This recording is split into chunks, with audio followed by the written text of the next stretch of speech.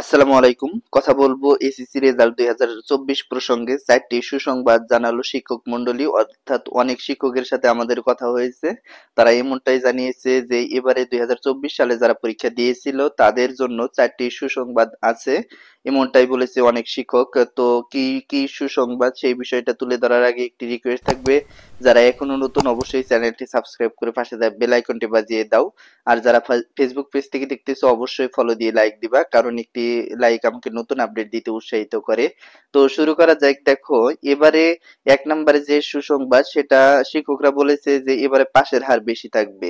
কেন পাশের হার বেশি থাকবে? নিশ্চয় কোনো কারণ আছে। কারণ 2024 সালে যারা পরীক্ষা দিচ্ছে, দেখো 2025 সালে কিন্তু এই যে যে সিলেবাস আছে এই সিলেবাসের শেষ সিলেবাস। তাই 2024 সালে চেষ্টা করবে যে যারা পরীক্ষা দিছে পূর্ণাঙ্গভাবে পাশ করিয়ে দেওয়ার। আসলে কিন্তু পূর্ণাঙ্গভাবে পাশ হবে না, তারপরেও কিন্তু ব্যতিক্রম থাকবে না, হয়তোবা 90% বা তার উপরে পাশের হার থাকবে, এমনটাই বলেছে শিক্ষক মন্ডলী। আর 2 নাম্বার যে সুসংবাদ সেটা হচ্ছে 1 বা 2 বার বাড়িয়ে পাশ দিয়ে দিবে, অর্থাৎ গ্রেস মার্ক দিবে এবার। গ্রেস মার্ক দিলে কিন্তু শিক্ষক বা বোর্ড কর্তৃপক্ষ তারা বলে থাকে না যে গ্রেস মার্ক দিল দিয়ে তাকে পাশ করিয়ে দেওয়া হলো, কিন্তু পাশের হার যেহেতু বেশি থাকবে অবশ্যই এখানে গ্রেস মার্ক দেওয়া হবে। আর 3 নম্বরে যে সুসংবাদ সেটা হচ্ছে 10 তারিখের মধ্যে তোমাদের রেজাল্ট পাবলিশড হবে। দেখো, 10 তারিখ সেদিন যদি শুক্রবারেও থাকে তারপরেও কিন্তু তোমাদের রেজাল্টটা পাবলিশড হওয়ার সম্ভাবনা আছে। কারণ এই 10 তারিখের মধ্যে এই জন্য দিবে, কারণ বোর্ড কর্তৃপক্ষ বলেছে যে 57 দিনের মধ্যে তারা রেজাল্ট পাবলিশ করে থাকে, সর্বোচ্চ গেলে 58 দিন লাগে। সেক্ষেত্রে বলা যায় তোমাদের যেহেতু 12 তারিখে পরীক্ষা শেষ হয়েছে, অর্থাৎ যেহেতু 12 তারিখ পরীক্ষা শেষ হয়েছে, সেখান থেকে 57 দিন হিসাব করলে দেখা যায় 10 তারিখে এই রেজাল্টের তারিখটা পড়ে।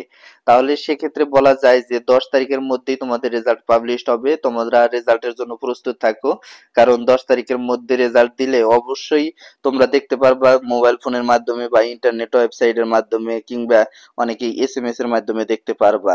তো 4 নাম্বার যেটা গুরুত্বপূর্ণ বিষয় সেটা হচ্ছে যে রোল রেজিস্ট্রেশন নাম্বারে যদি ভুল থাকলেও এবার পাস আসবে। দেখো, রোল নাম্বারে ভুল করছো কিন্তু রেজিস্ট্রেশন নাম্বার ঠিক আছে, তাহলে কিন্তু পাস দিয়ে দিবে। আবার দেখা গেছে যে রেজিস্ট্রেশন নাম্বার ঠিক আছে, রোল নাম্বারে ভুল করছো, সেক্ষেত্রেও পাস দিয়ে দিবে। তো একই কথা, যে একটা ভুল থাকলে অন্যটা যদি ঠিক থাকে তাহলে তোমাকে খুঁজে বের করবে, খুঁজে বের করে তারা পাস করিয়ে দেওয়ার চেষ্টা করবে।